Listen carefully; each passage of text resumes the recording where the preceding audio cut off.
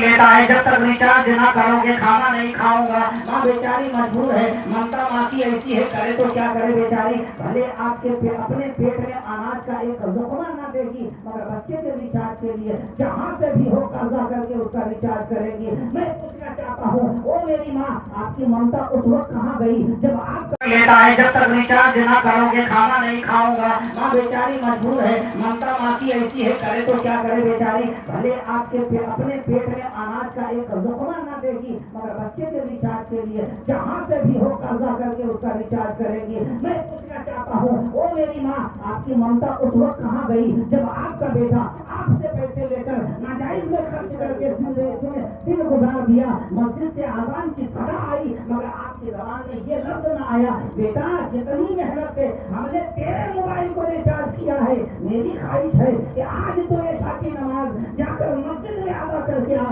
5 वक्त की नमाज तू अदा कर। मैं तेरी जिंदगी के लिए रब की बारगाह में दस्तबराज हो जाऊंगी, रब से इंतजार करूंगी। इंशाअल्लाह वो मेरा रब इतना काबिल है कि जब भी तू अपने जहन में कोई ख्याल करेगा, अल्लाह ताला तुम्हारी सोच से 1000 गुना तुझे ज्यादा अता फरमा देगा। माँ का मंत्र, माँ की दुआ।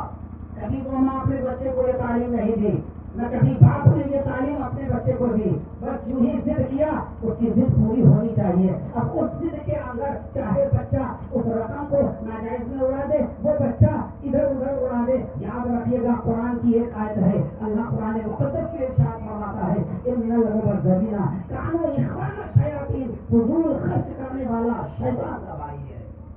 जब कुरान में इतनी ताकीद आई है, हर कौम मुस्लिम को उस ताकीद पर अमल पैदा होना जरूरी है।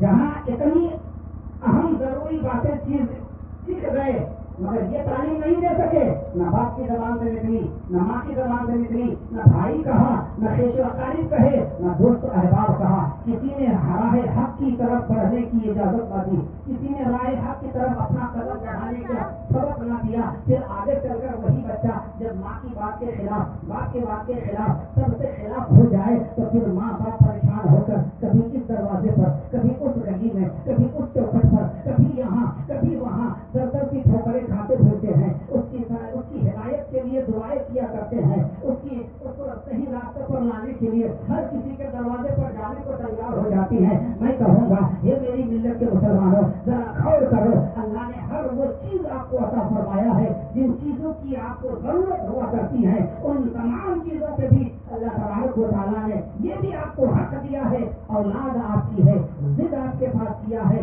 हक आपको है कि आप उन्हें प्यार से हो तो प्यार से समझा कर भेजो, प्यार से न माने तो आपको मारने का हुक्म है कि आप उन पर सख्ती करके उन्हें 5 वक्त की नमाज पढ़ने पर मजबूर कर दो, ताकि वो बच्चा जाए, दीन की बताई हुई रास्ते पर चले, खुदा आबाद करे, अपनी जिंदगी संवारे, आपके लिए भी, आपके लिए भी और अपने लिए भी आखिरत में अच्छा मकाम हासिल करे, और आखिरत की जितनी मुश्किलातें हैं उन सारी मुश्किलात को हल कर दे।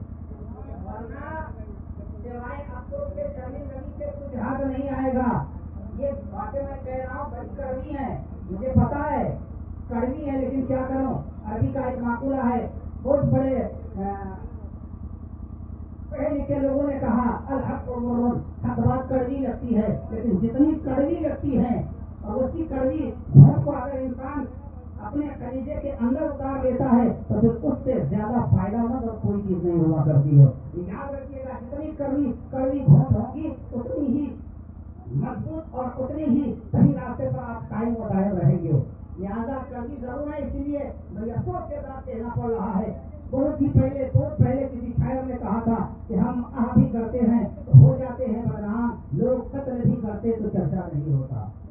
हम नाइटों में कहें, मसाजिद में कहें, जलसों में कहें, हमारी कौम की एक समझ बैठ चुकी है, मौलवी का काम है आना, बैठना, तकरीर करना, नजराना देना, फिर चला जाना। मेरा काम है एक कान से सुनना, दूसरे कान से निकाल देना। खुदा के बंदो, ये जिंदगी जीने का तरीका बिल्कुल गलत है, गलत है, गलत है। कहीं से भी ये अच्छा तरीका नहीं है। इसलिए अपने रवैये को बदलें, अपने आप को बदलें, अपनी जिंदगी को बदलने की कोशिश करें। यकीनन रब वो ऐसा कादिर है, ऐसा अरहमुर राहिमीन है कि जब इंसान सब कुछ लेकर अपने रब को राजी करने के लिए उसकी बारगाह की तरफ कदम बढ़ाता है तो अल्लाह ताला हर कदम पर उसकी मदद फरमाता है। کا جتنا جو پڑا سب پورا کر دوں.